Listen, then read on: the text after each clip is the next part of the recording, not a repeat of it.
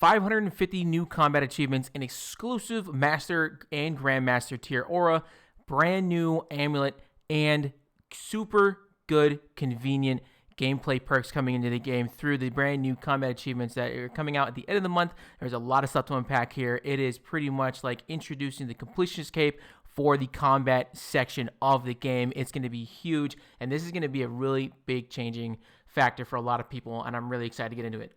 So first up, we're going to talk about the combat achievements themselves. So they're going to be introducing this brand new UI, and I think this is really, really neat. So it shows the tiers of tasks that you got. You get the easy, medium, hard, elite, master, and grandmaster. With easy to elite, granting the new amulet introduced into the game. I think that is the one that's going to be giving you new perks and like passives, alongside the master and grandmaster, which grant all of the other previous buffs and brand new auras. So we're going to talk about the auras a little bit later. Let's talk about the UI real quick. So the UI is going to be showing you pretty much like where you are. So you see that bar on the top, which is combat score.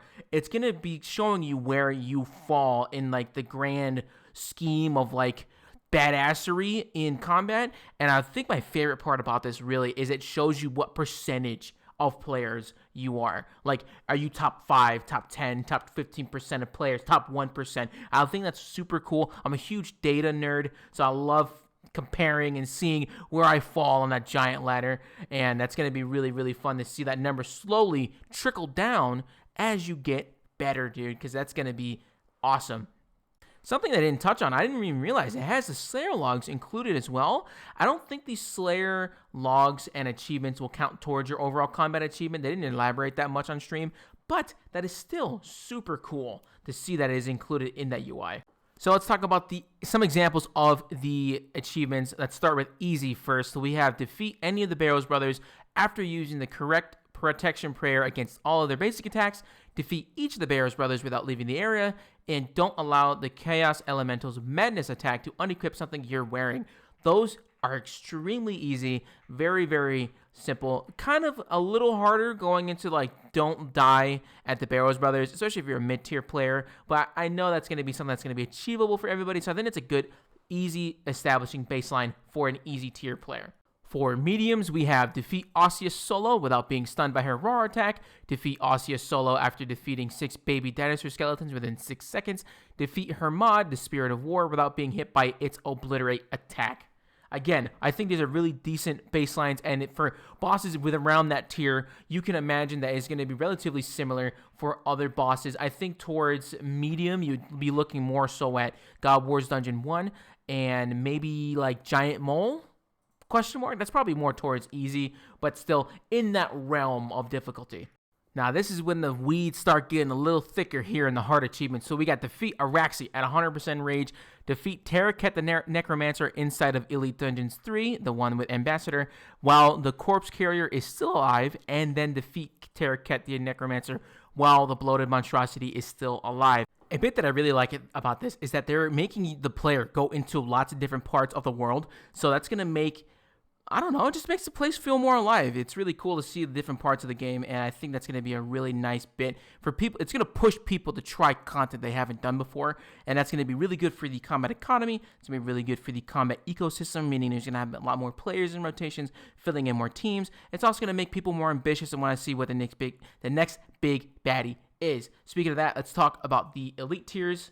Defeat Carapac the Bound without being hit by his jumping slam attack. Defeat Ambassador without anyone allowing any of his unstable black holes to explode. Defeat the Virago without anyone avoiding any falling rocks during the ceiling collapse stage. All of these I think are pretty solid. It's going to make the player more mechanically sound. It's going to challenge them a little bit more.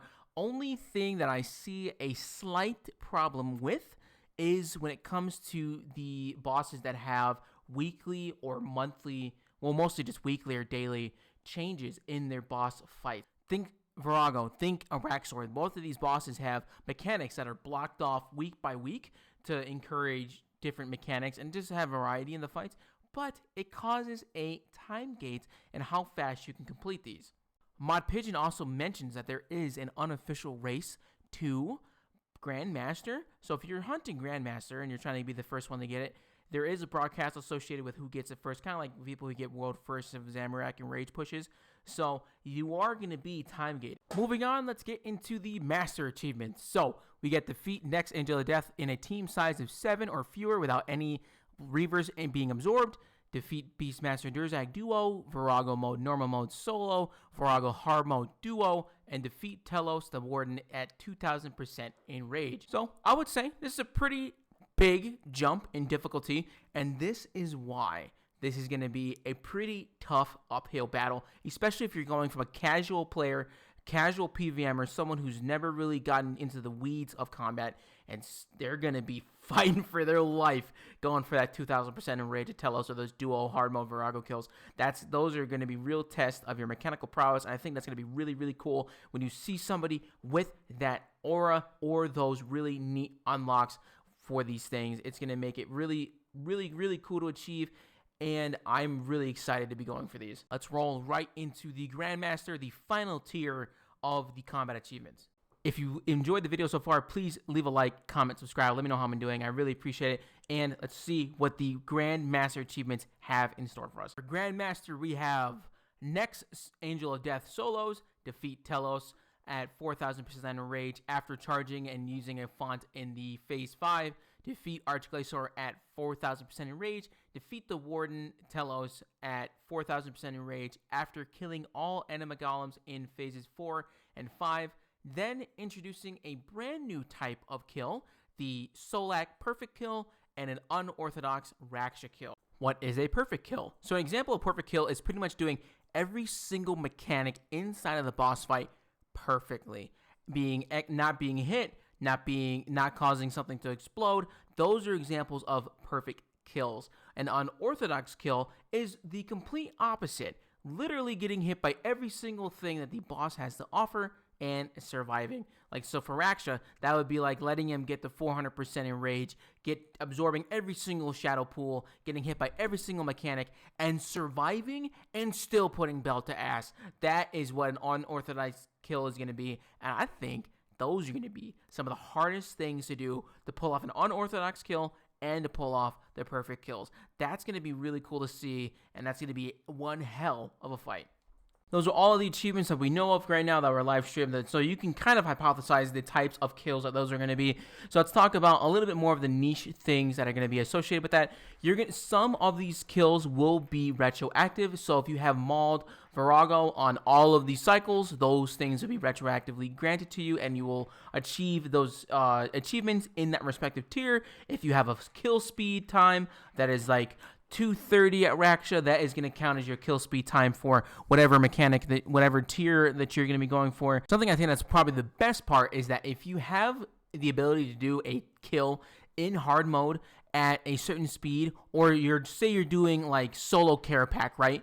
If you do solo care pack in under 3 minutes, you're going to be able to unlock the achievement that may be inside of like the hard tier achievements or the master tier achievements, and for care pack if it requires a normal mode kill. So if you do a hard mode kill requiring the slam attack to not get hit, and you do that in hard mode, that will count for that tier even though it says just care pack. So it's not just going to be like you have to do a normal mode kill. You can do everything in hard mode. You can do everything in a smaller team, and it'll still count. So if you do a solo Beastmaster kill, that's going to count for that duo requirement in the previous tier.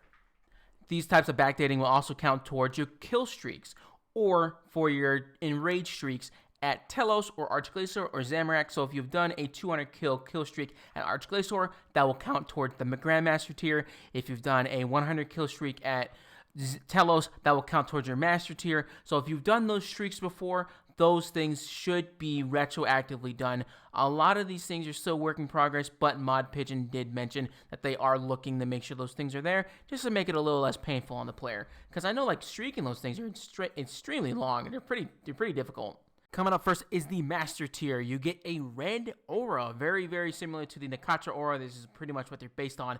It is red and lightning. A lot of people say it's more like Dragon Ball Z centered, and I definitely see it. But I think these things look super cool, and I'm definitely going to be... And you have the Golden Hydrix Grandmaster aura, and this thing looks awesome.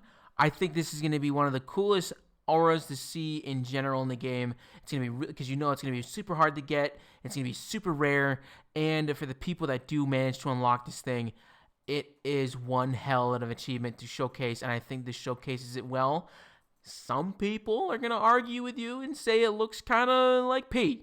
Like you're just swimming in a bunch of pee aura. In addition to completing the Master and Grandmaster tier achievements, if you are a Master tier player, you will get the red shield shown at the bottom, and if you're a Grandmaster player, you will get the golden shield shown at the top. Now, and for the easy to elite tier tasks, you will unlock an amulet, and those amulets will provide you some type of convenient buff. So it's like you're gonna have permanent Stone of Jazz, or you'll have a intimidation totem automatically active so that you skip all the kill count goblins under 1. If you're doing barrels, all the rooms would be open automatically.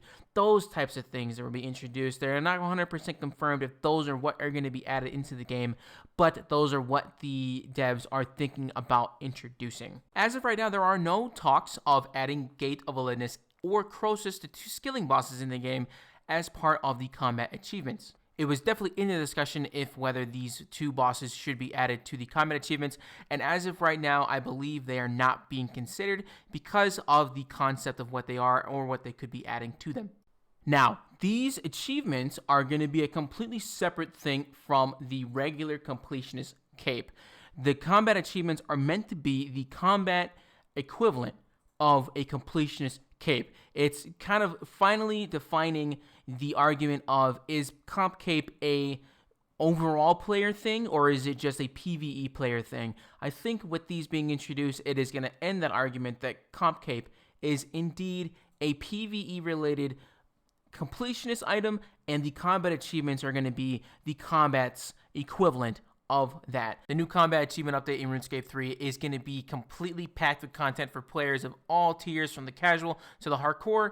I think it's bringing a fresh challenge and a brand new way to engage with the game's combat system. Let me know in the comments what you think about this update and which achievements you're going to be looking forward to tackling. Let me know what you think in the comments below. I love to read them, love to chat about it, and be sure to subscribe for the next episode of Final Boss, and you guys have a great rest of your day.